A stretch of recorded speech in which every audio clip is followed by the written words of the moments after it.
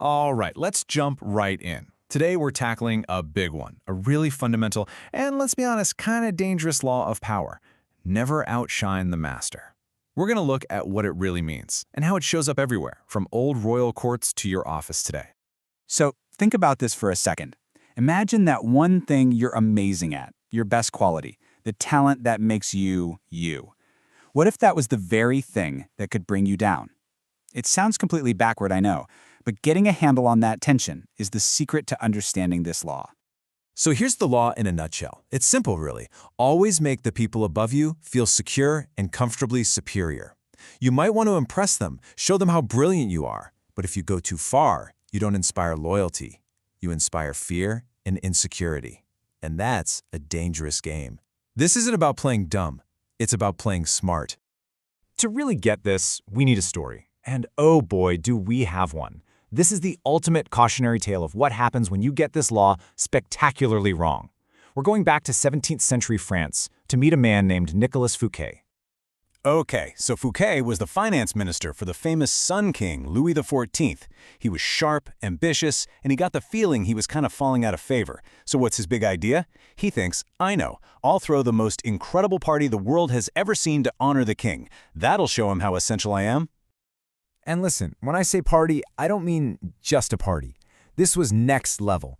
We're talking a 7-course dinner with exotic foods nobody in France had ever even tasted. Gardens so beautiful they literally became the inspiration for Versailles.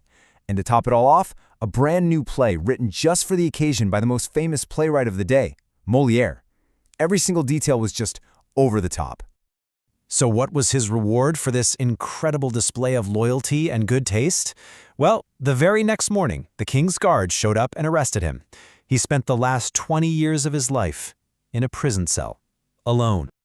The philosopher Voltaire just summed it up perfectly.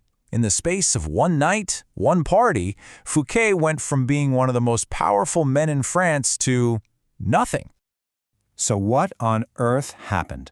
Fouquet thought he was saying, "Look how much I admire you." But the king only saw one thing, a man whose home was more beautiful than his, whose parties were better, and who was maybe even more popular. Instead of flattery, the Sun King felt a shadow. Fouquet didn't just impress the master, he outshone him. Big mistake. Okay, so that's what not to do. Now let's flip the script and look at someone who understood this law perfectly and used it to achieve the exact opposite. Let's talk about the brilliant astronomer Galileo Galilei. And you can see the two approaches laid out right here, clear as day. On one side, you've got Fouquet. His goal was to show off his own brilliance. The outcome? Prison. And then there's Galileo. His goal was totally different, to use his discoveries to make his patrons, the powerful Medici family, shine brighter. So check out this move. This was pure genius. In 1610, Galileo discovers the moons of Jupiter, a huge deal. But instead of naming them after himself, he dedicates the entire discovery to the Medicis. He even pointed out that there were 4 moons, just like the 4 Medici sons. He literally told them that the heavens themselves were celebrating their family's greatness. I mean, that's a masterstroke. And the result? The Medicis loved it, of course. They made him their court philosopher and gave him a full salary for life. He was set. See the difference? Galileo didn't try to be the sun. He made his master the sun, and he was rewarded handsomely for it. So, okay, kings, astronomers, what does any of this have to do with your life, your job, right now? Well, pretty much everything. The stage has changed, but human psychology? Nope, that's exactly the same.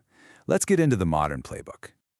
Don't kid yourself. Whether it's your boss, a senior partner, or an important client, people in power are like modern-day royalty.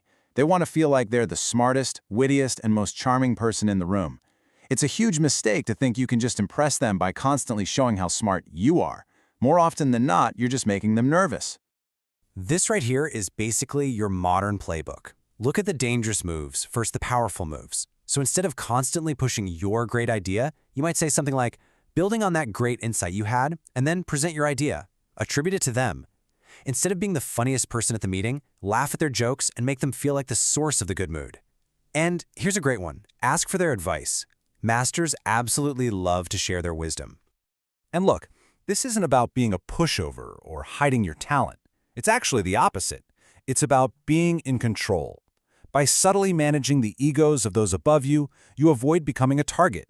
You prevent their insecurity from becoming your problem. That gives you the space to maneuver, to get things done, and ultimately to rise.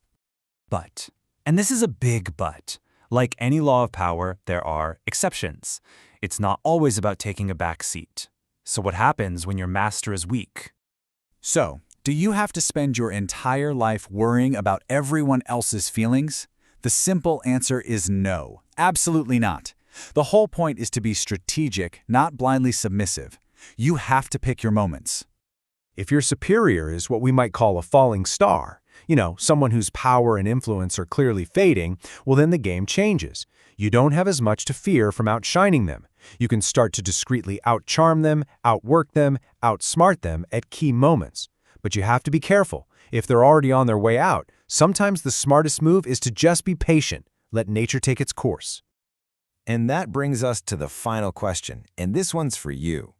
Look around your world, your job, your social circles. Who is the sun? Who are the real sources of power? And the most important question is, how are you positioned in relation to their light?